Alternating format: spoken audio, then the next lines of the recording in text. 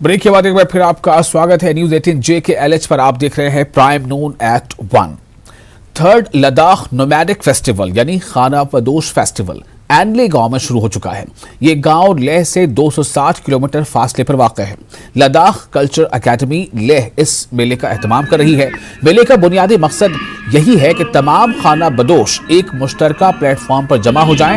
लद्दाख में अलग अलग खाना बदोशों के इलाकों की नुमाइंदगी करने वाले तकरीबन 1100 फनकार इस पर हिस्सा ले रहे हैं।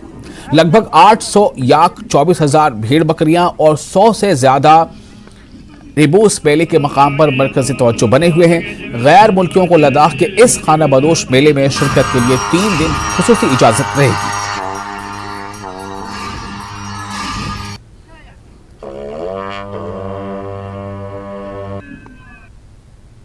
विलेज में हूँ। यहाँ लगभग ले से ये गांव है, लगभग 260 किलोमीटर की दूरी पर है। आज यहाँ पर नोमैडिक 2 दिन का नोमैडिक फेस्टिवल शुरू हो रहा है। ये कल्चर एकेडमी की तरफ से हर साल किया जाता है, जहाँ नोमैडिक सारे नोमैड्स को एक प्लेटफॉर्म पे लाने के लिए।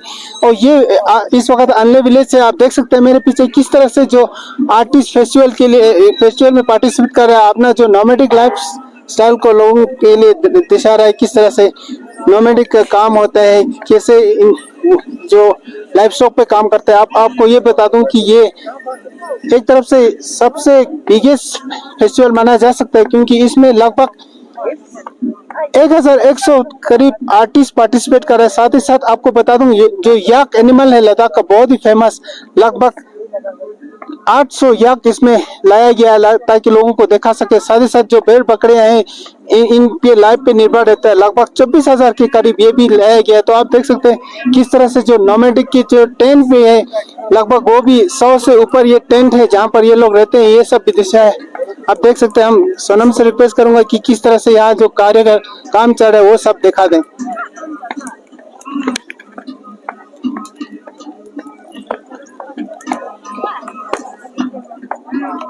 तो अभी आप इसके पीछे आप पूजा भी चल रहा है ताकि जो फेस्टिवल है सुख शांति है बहुत ही सक्सेसफुल, खराब हो, कोई बाधा ना आए।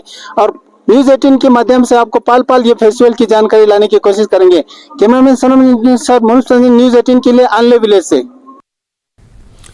और गुरेज के बख्तौर इलाके में फौज की जानिब से हाई स्कूल ताराबल में वर्ल्ड यूथ स्किल डे बनाया गया। इस तकरीब में स्कूल में जेर तालीम तलबा के अलावा फौज के अफसरान ने शिरकत की। इस दौरान इस बात पर जोर दिया गया कि तलबा को पढ़ाई के साथ साथ मुख्तलिफ हुनरों की तरफ भी तवज्जो देनी चाहिए ताकि रोजगार के हुसूल में दिक्कतों का सामना न करना पड़े। स्कूल इंतजामिया और तलबा ने इन्हें मुख्तलिफ हुनर के हवाले से जानकारी फराहम करने पर फौज का शुक्रिया अदा किया।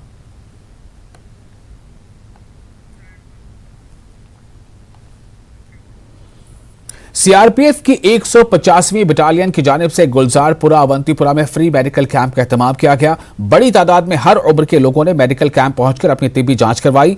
माहिर डॉक्टरों की निगरानी में मरीजों का तिब्बी मुआयना किया गया। मरीजों में अद्वियात तकसीम किए गए। कमांडिंग ऑफिसर ने बताया कि मुस्तकबिल में भी इस तरह के तिब्बी कैंप दीगर इलाकों में लगाए जाएंगे।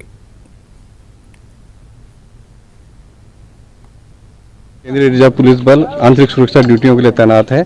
आंतरिक सुरक्षा ड्यूटियों के अलावा हमारा जो मकसद है यहाँ की कश्मीर की आम जनता के प्रति सम्मान की भावना रखना, उनके साथ एक राब्ता रखने के लिए भारत सरकार की ओर से सिविक एक्शन प्रोग्राम कराया जाता है। उसी के उसमें आज हम मलंगपुरा हमारी जो गोल्फ कंपनी है 185 बटालियन की, उसके जो एरिया ऑफ रिस्पॉन्सिबिलिटी के गुलजारपुरा गांव में हम आज ये मेडिकल कैंप कर रहे हैं। इस कैंप के दौरान हम लोगों का फ्री मेडिकल चेकअप करेंगे और ज़रूरतमंदों को हम दवाइयाँ भी दी जाएंगी। इसके साथ साथ हम यहाँ पर अभी इन लोगों के फ्री डायबिटीज़ के टेस्ट भी कर रहे हैं और जिन लोगों को आगे मेडिकेशन की ज़रूरत होगी उनको हम अपने हॉस्पिटल के थ्रू आगे भी मेडिकेशन उपलब्ध। और जिला डोडा के भागवा इलाके में सपहर एक 9 उम्र लड़का भागवा डोडा में नाले में नहाते हुए डूबकर हलाक हो गया। मुतवफ़ी की शनाख्त फैजान अहमद वल्द शेर मोहम्मद के तौर पर की गई है, जो गोथा भागवा के रहने वाले हैं।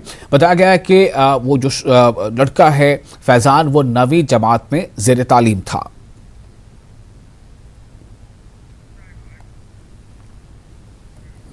लाइन ऑफ कंट्रोल के नजदीक आबाद